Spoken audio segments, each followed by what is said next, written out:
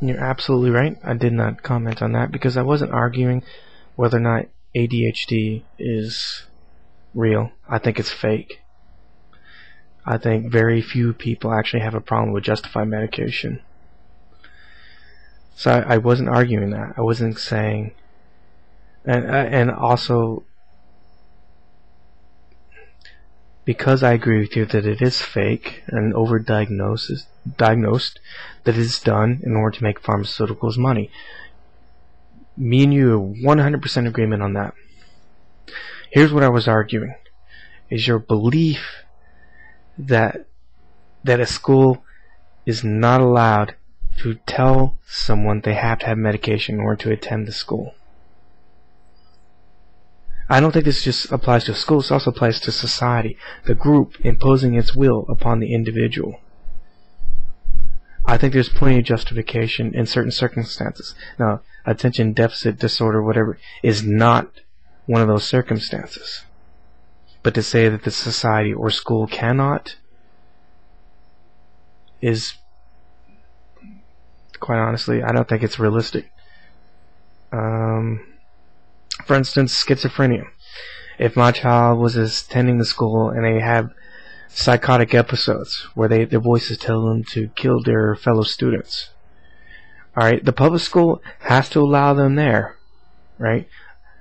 If they're taking their medication. Now, if they're not taking medication, they're not taking steps to make sure that child is not a danger to the other children, then the school has every right to keep that schizophrenic child out of school. So, what I'm saying, and I was belittling you, which is wrong, and it's something I do, and that's because I'm a jerk. Not because I'm trying to get attention. I'm a jerk. So, I was arguing for the right for schools to limit children who can attend that school based upon the medical needs of that child. Schizophrenia is an example of where I think a school would be justified in saying your kid can't attend unless they're medicated. ADHD, not a good example, and I would not use that because I think, like you, I think it's a bullshit. And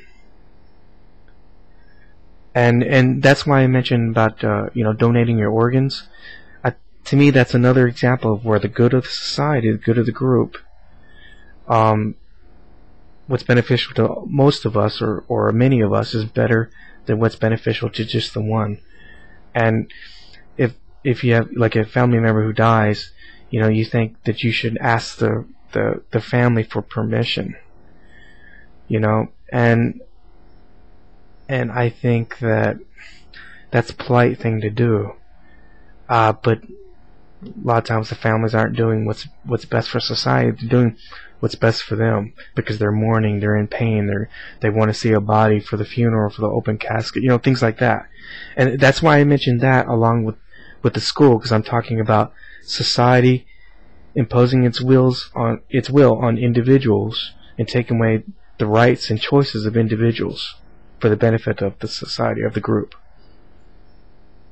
Now, a lot of people say that's offensive and that's not right, but I think in the long term it is.